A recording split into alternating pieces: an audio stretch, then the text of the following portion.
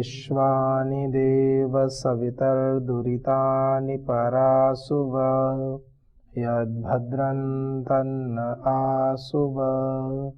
ओम शांति शांति शांति। ओम श्री परमात्मने नमः। ओम श्री गुरुभ्यो नमः। ओम सर्वेभ्यो नमः। ओम। वैदिक संस्कृति के इस अंक में आप सभी का स्वागत है।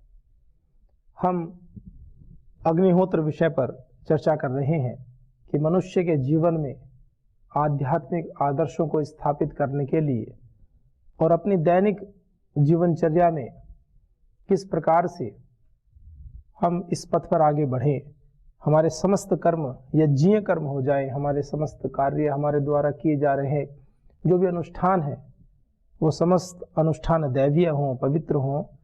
ऐसा हम क्या करें, हमारे मन की स्थिति कैसी हो, ऐसे कौन से मंत्र हैं जिनका हम नित्य श्रवण करें, नित्य उनका उच्चारण करें, उनके अर्थों का अधिगम करें।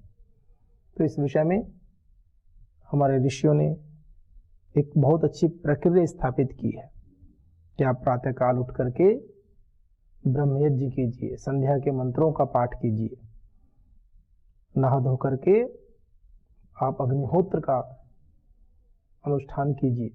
तो अग्निहोत्र में जिन मंत्रों का लेखन किया गया है, जिन मंत्रों को ऋषियों ने वेदों के माध्यम से यहाँ पर लिखा है, वेदों के ही मंत्र हैं, उनका संकलन किया है। तो उन मंत्रों में विशेष हम देख रहे हैं, एक एक मंत्र अपने आप में पूर्णता देने वाला मंत्र है। और इसी में यज्ञ के पश्चात में राष्ट्रीय प्रार्थना की बात आती है। ये जो हम देखते हैं कि राष्ट्रीय गान करते हैं, राष्ट्रीय गीत गाते हैं, तो ऐसे ही राष्ट्रीय प्रार्थना, और राष्ट्रीय प्रार्थना ये किसी व्यक्ति के द्वारा रचित नहीं है। इसकी विशेषता क्या है, ये वेद का मंत्र है।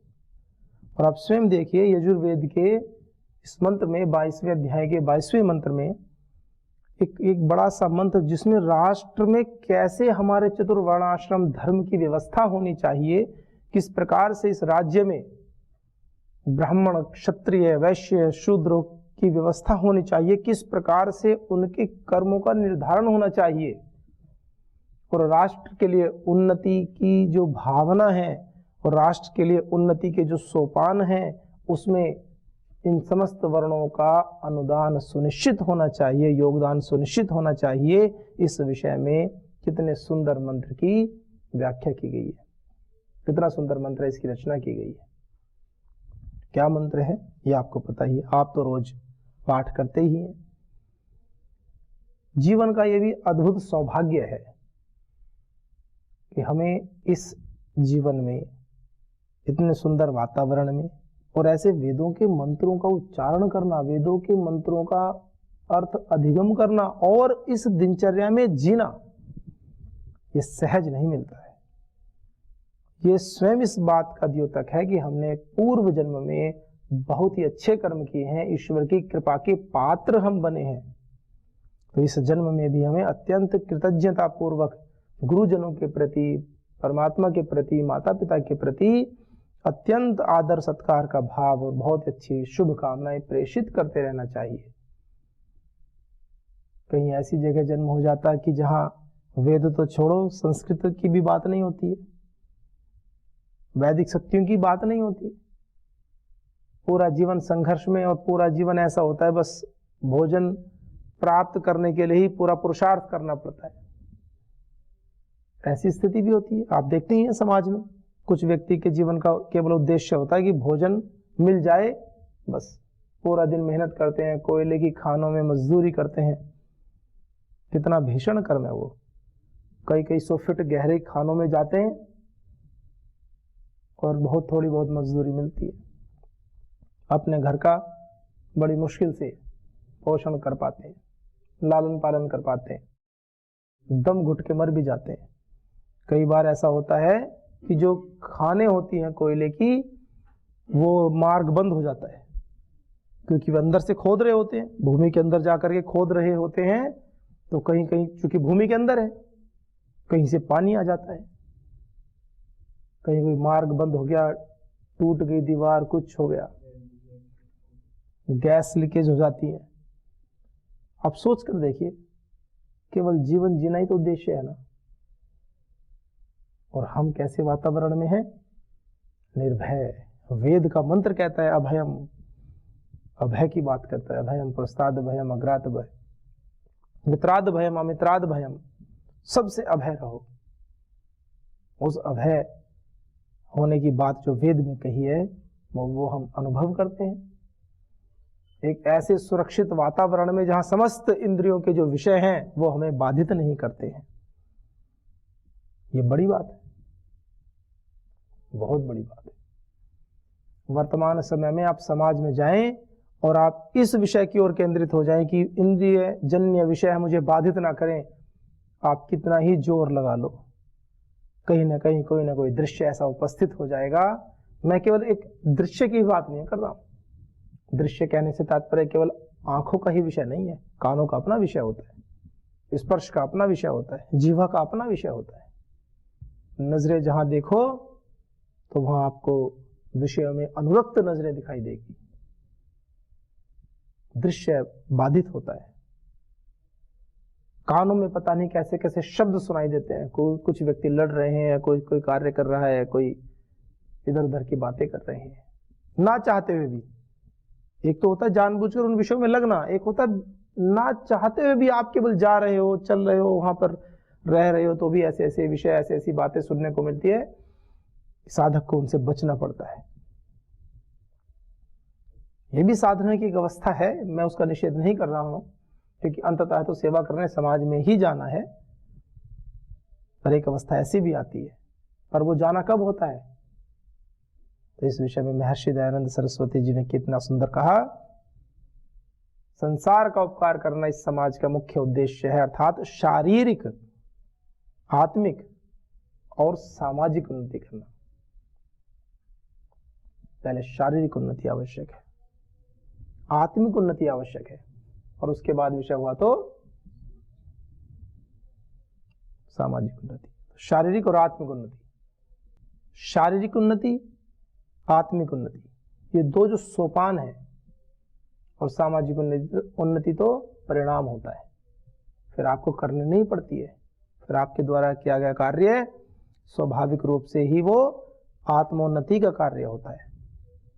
समाज की सेवा करना एक तरह से जो सेवा कार्य है, क्योंकि दीपक को एक बार प्रकाशित कर दो, फिर आपको यह नहीं कहना दीपक से कि इस व्यक्ति को प्रकाशित दिखाओ। वो प्रकाशित हो गया तो उसका कार्य क्या है? वो प्रकाश ही देगा, वो अंधकार को दूर ही करेगा। तो हमारे जो शास्त्र हैं वो कहते हैं कि पहले हमें स्वयं को प्रकाशित करना है, ज्ञान अर्जित करना है। कुछ भाई आते हैं, कुछ मिलते हैं समाज में भी कि सेवा करनी है, कि हमारा मन करता है हम सेवा करें। ये जीवन मिला ही सेवा करने के लिए है, इस सत्य को पहचानने की आवश्यकता है। आप देखते होंगे विद्यालय में क्या लिखा होता है?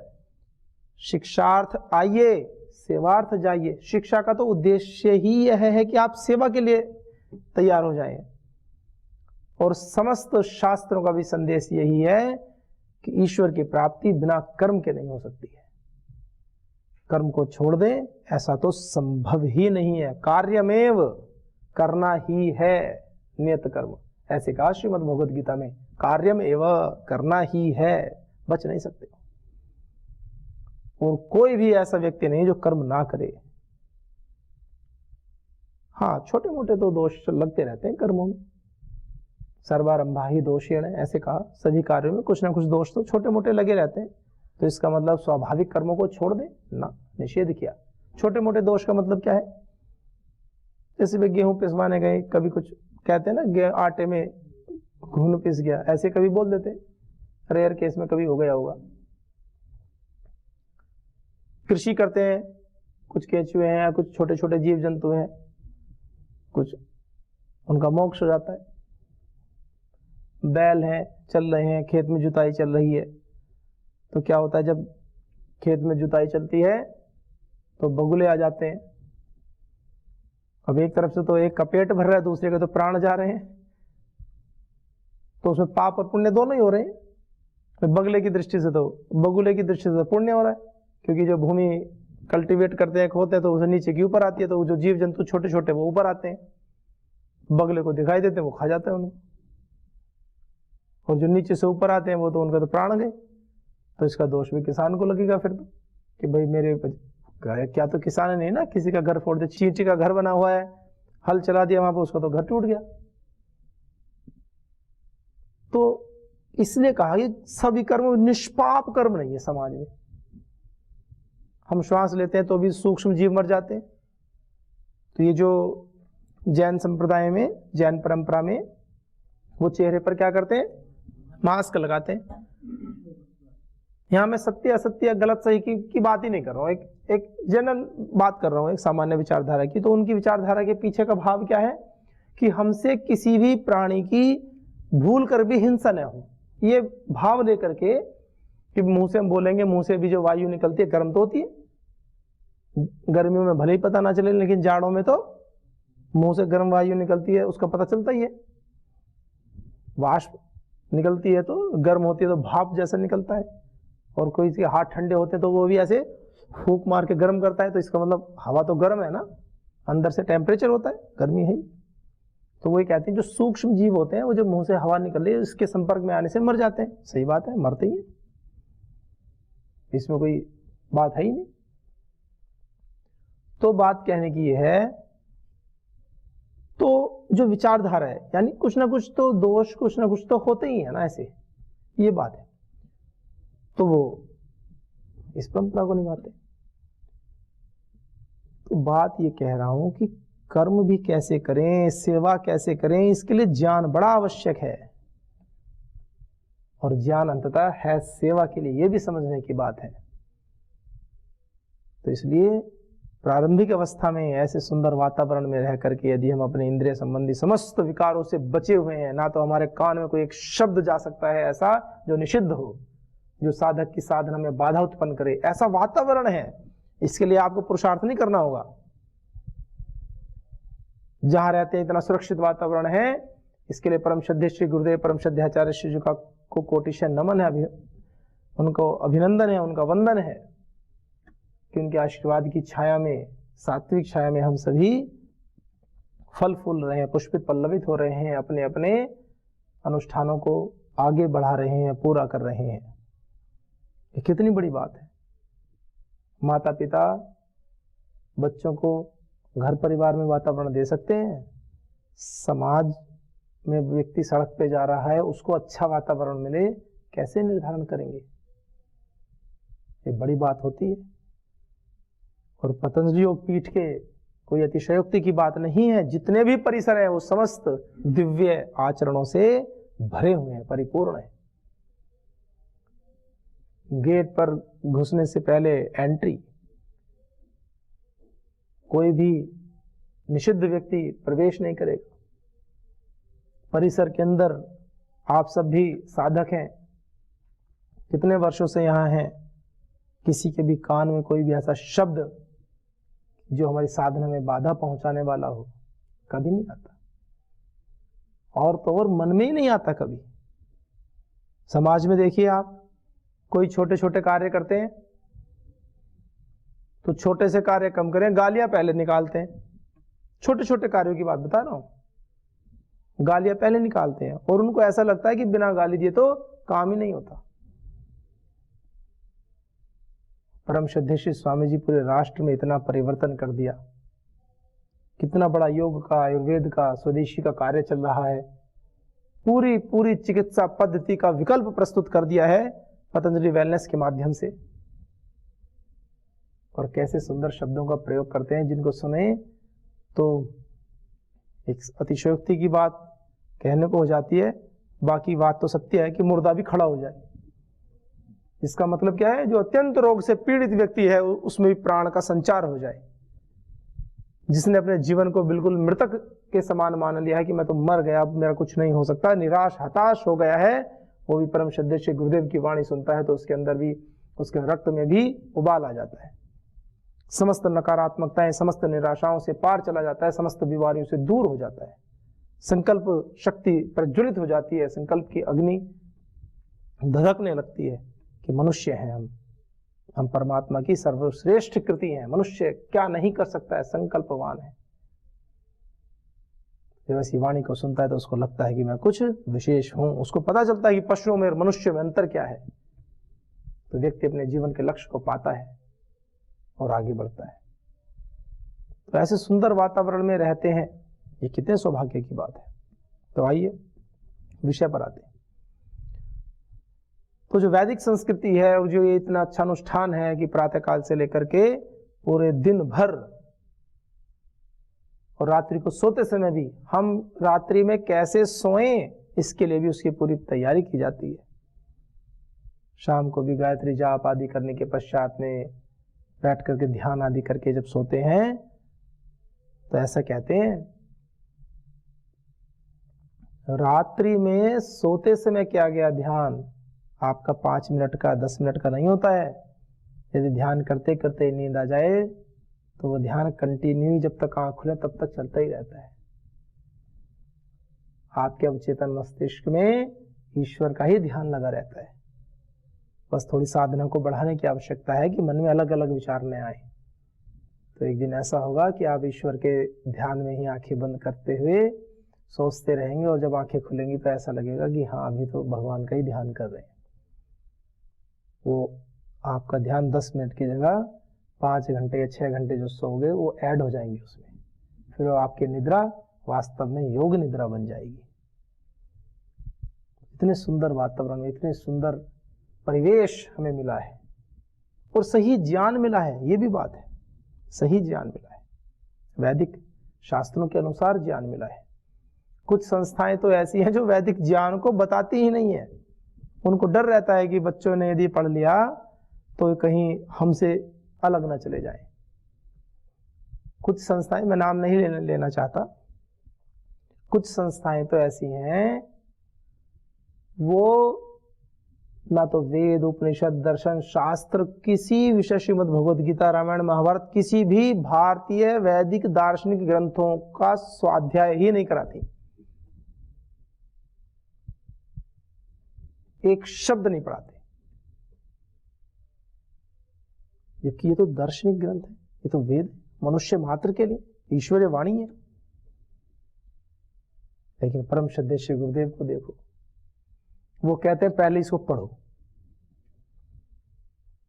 साधक आते हैं हमें सेवा करनी है, वो कहते हैं पहले पढ़ो। और वर्तमान समय में यदि देखा जाए तो परम श्रद्धेय श्री स्वामी जी महाराज परम श्रद्धाचार्य श्री जी तो साक्षात उदाहरण ही है ना वेदों के शास्त्रों के। उनके मुख से निश्रित एक एक वाक्य एक एक वाणी वो वेदों के सार रूप में ही तो है। लेकिन फिर भी कहते हैं कि पहले शास्त्रों को पढ़ो, समय दो। ये कितनी बड़ी उदारता की बात है। और इस विषय की गहनता को आप तब जानेंगे धीरे धीरे जब कुछ वर्ष और बीतेंगे, जब सेवा के क्षेत्र में आप आएंगे, तब आपको इस विषय का भान होगा, इस विषय के आप ज्ञाता बनेंगे कि कितना आवश्यक था। फिर आप सोचेंगे कि वास्तव में हमने कितना सही किया है। तो इसलिए विद्यार्थी जीवन में शिक्षण काल, यहाँ केवल मैं कोई उस बात को नहीं कह रहा हूँ कि आप एडमिशन लीजिए, पढ़िए, सब काम कीजिए। पढ़े तो अच्छी बात है, यहाँ तो सबके पास अच्छे अवसर है, पढ़ते हैं। मतलब शास्त्रों को पढ़ें, भले ही आप ठीक है, मान लीजिए कोई सोचे हम तो 70 साल के हो गए अब कैसे पढ़ें, 80 वर्ष के हो गए कैसे पढ़ें, 50 वर्ष के हो गए अब कैसे पढ़ें। स्वाध्याय कीजिए ना, श्रीमद् भगवद गीता रामायण महाभारत सब अच्छे अच्छे विषय चलते रहते हैं। तो जब आपको ऐसा लगता है कि हमारे पास समय है तो उन कक्षाओं में बैठ करके स्वाध्याय करो, पढ़ो, सीखो, सुनो। ज्ञान की गंगा बह रही है, डुबकी लगाओ। गंगा जी में गए, डुबकी लगाने की स्वतंत्रता है। एक व्यक्ति एक डुबकी लगा के आया और पूरे जीवन परेशान कि जी हम तो गंगा जी में गए, एक डुबकी लगा के आए। अरे गंगा जी में गया था, डुबकी लगा, नाक पकड़ के कितनी लगा भाई, एक लगा जाए 10 लगा ले, कौन मना करता है। जीवन में परेशान क्यों है, जीवन भर जी हम तो एक ही डुबकी लगा पाए। किसने कहा था एक डुबकी लगाने को, 10 लगाओ, अवसर है ना। अब गंगा जी से दूर चले गए, अब तो लगा नहीं पाओगे, अब परेशान घूमो। अवसर का लाभ लो, कहने का तात्पर्य ये है। जीवन तो पूरा है ना, और विद्यार्थी काल में दिया गया समय कभी भी बाधक नहीं होता है। और यहाँ तो दिनचर्या ऐसी, इतनी सुंदर दिनचर्या, वैदिक दिनचर्या है, जब विद्यार्थी जीवन में हम दिनचर्या पूर्वक जो भी अनुष्ठान करते हैं, पढ़ाई करते हैं, पढ़ाई भी तो अनुष्ठान ही है, हमारी आयु बढ़ जाती है। जब एक आदर्श दिनचर्या का आप पालन करते हैं, प्रातःकाल 3:45 बजे से उठ करके रात्रि 10 बजे पर्यंत जैसे जैसा विधान है, प्रातःकाल उठना, गायत्री जाप आदि करना, फिर अपना नित्य कर्म के पश्चात में योग आदि के माध्यम से शास्त्र स्मरण आदि करते हैं, और फिर पूरी दिनचर्या का विधिवत पालन करते हैं, आहार और दिनचर्या ठीक रखते हैं, विचारों से, वैषयिक सुखों से, वैषयिक विचारों से अपने समस्त इंद्रियों को पृथक रखते हैं, और आध्यात्मिक विचारों से, सद्गुणों से युक्त रखते हैं, गुरु आज्ञा में जीते हैं, तो ईश्वर कैसा है? ईश्वर कालातीत है, वो इतने काल को लैस कर देता है। ईश्वर के विषय में किए गए विचार में जो समय लगता है, परमात्मा उस समय को आपके जीवन से हटा देता है, और आपके जीवन जितना आपको जीना है वो आयु और बढ़ जाती है। ये ईश्वर की कृपा का प्रताप है, क्योंकि परमात्मा काल की सीमा से बाहर है ना। जिसका चिंतन करोगे, ईश्वर के जिस गुण का चिंतन करोगे, वो गुण बढ़ जाएगा। और जब साक्षात भगवान का ही चिंतन कर रहे हैं तो यूं कहते हैं व्यक्ति अमर हो जाता है। एक तो कर्मों से अमर होता है, एक तो कर्मों से अमर होता है। अच्छे अच्छे कर्म करेंगे तो अच्छी यश कीर्ति होगी, और जो साधक ईश्वर भक्त होकर के, ईश्वर पर आस्तिक होकर के अपनी साधना को आगे बढ़ाता है, तो निश्चित ही उसकी आयु में भी वृद्धि होती है। कहीं कहीं कुछ अपवाद देखे जाते हैं कि भाई वो तो बहुत अच्छे व्यक्ति थे। समाज में प्राय यह गलत धारणा व्याप्त है कि जो अच्छा व्यक्ति होता है उसको तो भगवान जल्दी बुला लेते हैं, फिर कहते हैं कि नहीं, भगवान को भी तो अच्छे व्यक्तियों की आवश्यकता है इसलिए बुला लेते हैं। ठीक है, समाज में मन रखने के लिए बात कही जाती है, लेकिन मैक्सिमम जो केसेस हैं वो शरीर के प्रति उपेक्षा कर देते हैं। मैं बड़ी बड़ी विनम्रता पूर्वक ये बात कह रहा हूं। जो अच्छे व्यक्ति होते हैं, सज्जन व्यक्ति होते हैं, वो क्या करते हैं? वो शरीर के प्रति उपेक्षा का भाव रख लेते हैं। वो सोचते हैं हमें तो अच्छे कर्म करने हैं। अच्छे कर्म तो इस शरीर से करने हैं ना, तो शरीर के लिए, स्वास्थ्य के लिए भी आवश्यक समय तो देना चाहिए ना। घर में माताएं इसका उदाहरण है, पूरे घर परिवार के लिए कार्य करती रहेंगी, पूरे जीवन करती रहेंगी, और अपने लिए पूछा जाए तो कि 1 घंटा सुबह उठकर व्यायाम आदि किया, क्या योग प्राणायाम किया, तो कहेंगे समय नहीं मिलता। और यदि वो 1 घंटा निकाले तो अपनी आयु में 20 वर्ष की वृद्धि कर सकती है। तो इस प्रकार से हमारी दिनचर्याएं ऐसी हैं कि वो हमें पढ़ाती रहती हैं। अग्निहोत्र क्या है? वेदों के मंत्रों के अर्थों का जब स्वाध्याय करते हैं तो हमें पता चलता है कि जीवन है क्या। अब राष्ट्रीय प्रार्थना है, वेद का मंत्र है पूरा। और राष्ट्रीय प्रार्थना क्यों कहा इसको? क्योंकि इसमें राष्ट्र में जो आवश्यक तत्व है वो कैसे हो, इस विषय का विशद वर्णन किया गया है। ओम आ ब्रह्मण ब्रह्मणो ब्रह्म वर्चसी जायताम, आ राष्ट्रे राजन्य शूर शव्यति व्याधि महारथो जायताम। जो ब्रह्म वर्चस तेज से युक्त हो, ऐसे हमारे देश में ब्राह्मण होने चाहिए जो वेद विद्या में निपुण हो। वेद विद्या का तात्पर्य केवल 4 वेदों से ही नहीं है। वेद ज्ञाने, जो ज्ञान कराने वाले ग्रंथ है, शास्त्र है, उनमें निपुण होने चाहिए। ईश्वर के उपासक होने चाहिए, और उपासना कराने की प्रेरणा देने वाले होने चाहिए ऐसे। और शूरवीर योद्धा कैसे हो? तो शूरवीर योद्धाओं के विषय में क्या कहा? शूरवीर योद्धाओं के विषय में कहते हैं कि हमारे देश में आ ब्राह्मण ब्रह्मणो ब्रह्म वर्चसी जायदम, आ राष्ट्रे, राष्ट्र में कैसे हो? राजन्य है, क्षत्रिय कैसे हो? शूर ईशव्यो, वीर हो, ईशव्यो धनुर्विद्या में निपुण हो, अर्थात शस्त्र विद्या में निपुण हो। अति व्याधि, शत्रुओं को भयानक दंड देने वाले हो, अति व्याधि, ताड़ना करने वाले हो। जैसे आपने देखा ना, कभी कभी वो दिखाते हैं किसी नाटक आदि में, डॉक्यूमेंट्री में, कि भगवान राम या भगवान कृष्ण को क्रोध आता है। क्रोध तो नहीं आता, दुष्टों का संहार करने के लिए तो करना ही पड़ता है। जैसे गुरुजी डांटते हैं बच्चों को, तो गुरुजी को क्रोध थोड़ी आता है। कोई टीचर किसी स्टूडेंट को डांटता है तो क्रोध थोड़ी आता है। वो तो प्रिटेंड करते हैं, उसके मन के आलस्य प्रमाद को नष्ट करने के लिए, उस विकार को नष्ट करने के लिए किया गया एक उपक्रम है। उसको आप चाहे क्रोध कह लो, तो इसलिए वैदिक भाषा में, शास्त्रों में उसको मन्यु कहा गया है, जो विकारों को नष्ट करने के लिए आवश्यक होता है शौर्य पराक्रम से। तो देखा ना, जब धनुष की प्रत्यंचा चढ़ाते हैं तो कैसे बिजली कड़कने लगती है। तो वो तो खैर ऐसा नहीं होता है, लेकिन एक बताने के लिए कि मन्यु है, पूरा दुश्मन थर थर कांप जाता है। तो ऐसे है वास्तव में, तो ईश्वर का एक रूप रुद्र भी है। तो क्या कहा, इस राष्ट्र में कैसे राजन शूर हो, शव्य अति व्याधि महारथी हो, महान रथों वाले हों, जायदाम दोग्ध्री धेनु, गाय दूध देने वाली हो, वोढ़ा नडवाना अनडवान, जो बैल हो, जो भी, क्योंकि पहले गाय बैल ये सब पशुधन रहता था, तो ये भी अच्छे बलिष्ठ हो। और कैसे हो, सप्ति ही, जो अश्व होते हो आशु गति वाले हो, तीव्र दौड़ने वाले हो। पुरंधिर योषा, जो घर में स्त्रियां हो, माताएं हैं, बहनें, वो व्यवहार कुशल होनी चाहिए। जिष्णु रथेष्ठा सभयो युवास्य यजमानस्य वीरो जायताम, क्या कहा, अस्य यजमानस्य, इस जो राजा के राज्य में जो रहने वाले व्यक्ति हैं कैसे हो, जिष्णु हो, जीतने का स्वभाव है जिसका। रथेष्ठा, रथ पर स्थित होना, एक बार स्थित हो गए अपने रथ पर तो फिर कोई रथ से डिगा ना सके, रथ से उतार ना सके, अर्थात कोई पराजय कर ना सके। अपने एक बार आपने संकल्प कर ले इस पथ पर चलना है, उससे डिग ना सके।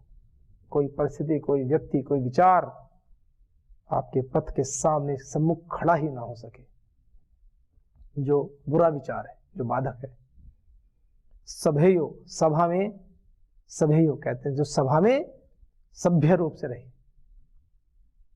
जो कहीं सभा में भी रहे तो समाज में प्रशंसनीय कार्य करने वाले व्यक्ति भी उसकी तारीफ करें, प्रसन्न रहें, गौरव अनुभव करें। होता है ना, कोई मीटिंग होती है, कोई सभा होती है गांव में, शहरों में, तो किसी सज्जन व्यक्ति को, श्रेष्ठ व्यक्ति को बुलाते हैं ना, जी आप आइए मुख्य अतिथि के रूप में। क्यों बुलाते हैं?